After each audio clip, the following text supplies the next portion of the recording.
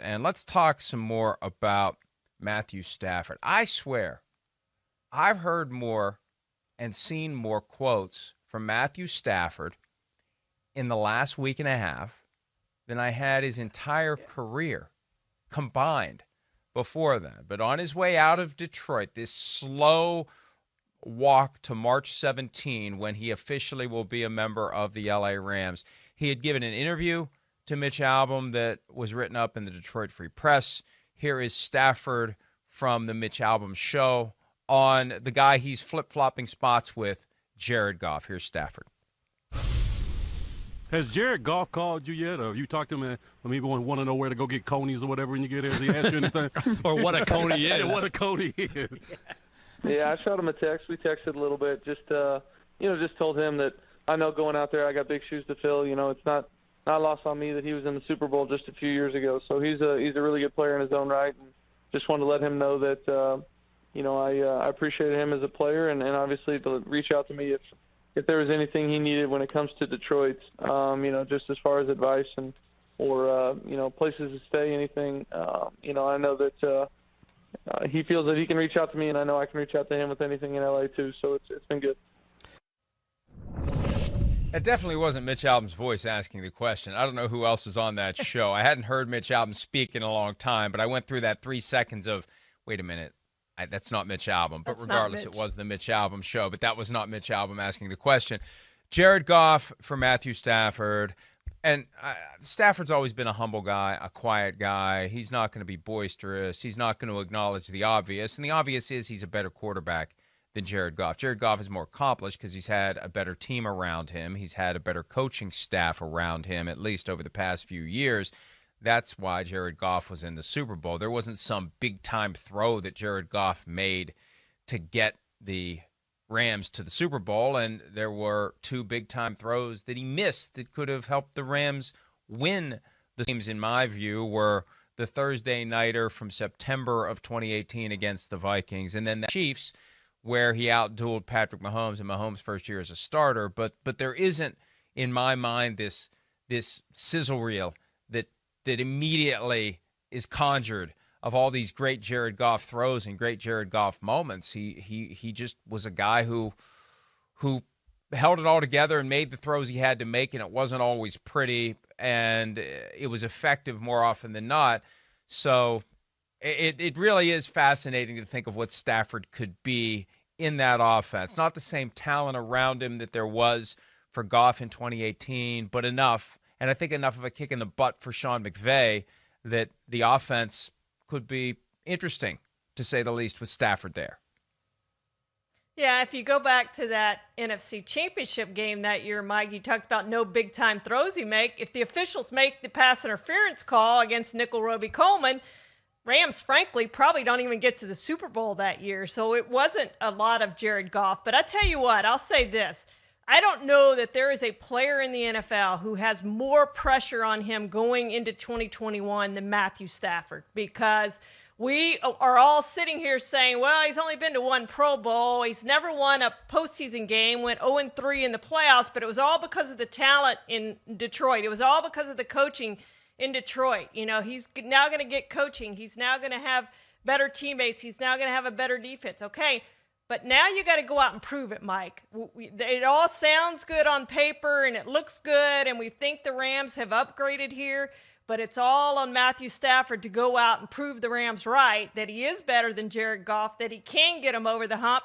And frankly, the only way you get them over the hump is to go win a Super Bowl. They've been to a Super Bowl with Jared Goff. They have to go win the Super Bowl with Matthew Stafford for it to be an upgrade.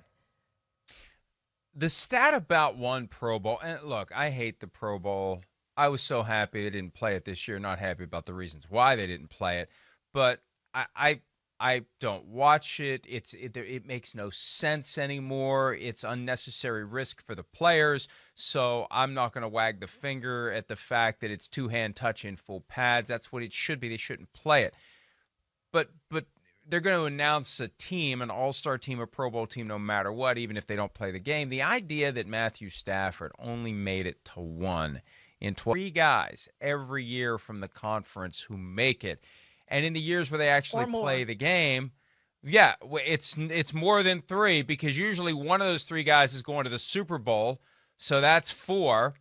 And usually one of those guys easily weasels out of the assignment with an injury that had never been disclosed on the injury report, or one that has been, which makes it even easier to weasel out of the assignment. So that's 5. I mean, they start going down the list, and for it to have only landed on Stafford one time in his career, and it's because you got Aaron Rodgers around, you got Russell Wilson around, you got other great quarterbacks around, but I know one of the various loose tests for Hall of Fame worthiness is, was the quarterback ever the best in the league in his career? The idea that Matthew Stafford was deemed a Pro Bowler only 1 out of 12 seasons is a pretty damning indictment of his body of work. And I just think he's a guy who was just kind of there. He had a 5,000-yard season in 2011. And he was close to it again, I think, 2012, the year that Calvin Johnson had 1,964 receiving yards. And, Johnson was dominant that year. An incredible performance. They were 4-12. One of the strangest disconnects of individual performance and team performance I've ever seen. And Matthew Stafford's career was a disconnect of individual performance and team performance. And I think the team performance caused not nearly enough people to notice the individual performance. And the question is, you put him in a different spot. I mean, this is kind of a fun trade. You put this guy in a different spot, and we find out, was it the Lions or was it him? Yeah, and you talk about the Pro Bowls, Mike. Like you said, everybody makes it. It's normally over 100 Pro Bowlers. Of course, we didn't have all that this year because they didn't actually play the game. Jared Goff's actually made 2 Pro Bowls. He's made 1 more Pro Bowl than Matthew Stafford has. And I was amazed when this trade went down because I thought Matthew Stafford was older than what he is. He's 33. I mean, he's still got a ton of his career left in front of him and a chance to do really great things that he wasn't able to do in Detroit. Of course, early in his career, he had all those injuries and he couldn't stay on the field. And then he had a stretch when he was on the field all the time. And then now, most recently, he's had some more injuries over the last few years. So the injury history has not been good with him. He needs to stay healthy for sure, but he needs to do all he can to win too, Mike, to kind of seal his legacy here. Number 1 overall pick, and he's kind of done what most number 1 overall picks have done, which is not a ton, just kind of been okay. He's kind of had an okay career. If he retired today, I think we'd go, okay, it was okay. It wasn't great. It wasn't good. He never won a postseason game. We're certainly not talking about him for the Hall of Fame. But he's so young, he still has a chance to do all those things. That's the weird thing about his career. He's played for 12 years and has a chance to still do even more and make something of this career that he wasn't able to do in Detroit. So it's probably good for him that he got out of Detroit, now has a chance to go to a team with Sean McVay, who's excited about this, and will build an offense around him. We've seen it. He knows how to do that. Needs probably a few more pieces around him. Josh Reynolds is among the guys that's a free agent, so he's going to have to bring in some more pieces. Maybe Cam Akers is the Todd Gurley that Jared Goff had. They certainly need that part of it too. A couple of things. I had a moment there when you pointed out that this year we didn't have that constant flood of this guy's going to the Pro Bowl, this guy's going to the Pro Bowl, this guy's going to the Pro Bowl. And we don't turn up our noses at the opportunities to have content at ProFootballTalk.com, but I can tell you, I don't miss this guy's not going to the Pro Bowl because his team's in the Super Bowl, so here's the guy who's taken his place stories. I do not miss that, and I have a feeling the audience didn't miss it at all. Speaking of Pro Bowls, though, and to put this in context, Pete Demolitis has loaded in some of these. Derek Carr, 3 Pro Bowls in his career. Kirk Cousins, this is an I love him day with his 2 Pro Bowls.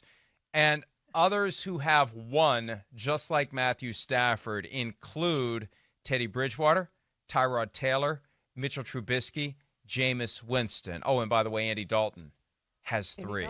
And, the right now, if Matthew Stafford retires, he's not getting to the Hall of Fame without paying the price of admission. But in this second act, with 7 years left, you win a Super Bowl or 2. And consider this, Charean, I pulled these numbers up, and this is amazing to me.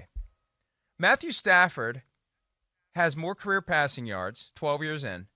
And I know it's the age of passing. Look, it's been the age of passing since the late 70s. It was the age of passing when Dan Fouts and Air Coryell started lighting it up. Well, you know what? Matthew Stafford's got more passing yards in his career than Dan Fouts. I'm wondering whether or not the folks at Pro Football Reference have this wrong. It doesn't seem right to me to look at this and see Matthew Stafford at number 16 on the all-time passing yardage list. At age 32, turned 33 recently, plenty of football left in the tank, 45-109. More than Drew Bledsoe, more than Dan Fouts, more than Joe Flacco, more than Joe Montana, more than Johnny Unitas. It's unbelievable to me. And he's not all that far behind Vinny Testaverde. He'll catch Carson Palmer this year. He'll catch Fran Tarkenton. I remember Tarkenton retired with all the records. Yeah. Warren Moon's a season away. He is 2 years from getting into the top 10, for crying out loud. The only active guys ahead of him, and there are several, well, 3. There were 4. Phillip Rivers retired. Ben Roethlisberger, Matt Ryan, and Aaron Rodgers. Oh, wait, and Tom Brady. Forgot about him. He's going to take over the all-time record and never look back from Drew Brees next year. But Stafford's going to finish in the top 10. He's got a chance to finish in the top 5. And that's when it gets interesting, because you've got Eli Manning at 8 with 57,000 yards, 2 Super Bowl wins. He'll get in because he's Eli Manning, and Peyton, I'm sure, has already started the lobbying to get Eli in. But Stafford could end up top 7, top 5, and maybe not be a Hall of Famer. Maybe not. Maybe never win a playoff game. Who knows? And still finish in the top 5 all-time in passing yardage. It's unbelievable if that happens. Absolutely unbelievable. And 282 touchdown passes, Mike. So he's got a lot of numbers. And like you talked about the 5,000-yard season, he's had some big seasons. And, you know, we just expected more from him. I know Lions fans expected more from him when they drafted him. They were excited, and he came in there and obviously got hurt right away. And so he just hasn't lived up to those expectations. And, you know, it's a new start for Jared Goff, too, frankly, and maybe the Lions can make something of him. I think Brad Holmes really likes Jared Goff. Now, the Lions have a lot of free agents, especially at the receiver position, that they're going to have to figure that out, who they're going to put with him as far as weapons goes. But we'll see what this guy can do, too, Mike, because he's got a new lease on life in Detroit. And sometimes these things are good for quarterbacks. They go and they get a new start. They're refreshed. They have the chip on the shoulder, whatever the case may be, and they're better. And I certainly think that could be the case with Matthew Stafford. It better be the case, or the Rams are in trouble. But it could be also for Jared Goff. Not as much sold on that simply because of what they have talent-wise, but it could be. Whoever the Lions receivers are, though, I'm confident they're going to get open. I'm confident they'll be open. You know why? Why? If you bite the corner's kneecaps, he can't run with you. I mean, true. Yes. Yeah. Eventually, he's going to wear down if you keep biting his kneecaps. He's not going to be able to jam you off the line of scrimmage. He's not going to be able to run with you. Inside leverage, outside leverage. He's not going to be able to keep up with you after you've bitten his kneecap several times throughout the game. Hi, I'm Mike Tirico, and thanks for watching. Make sure to hit subscribe for the latest news and highlights from NBC Sports.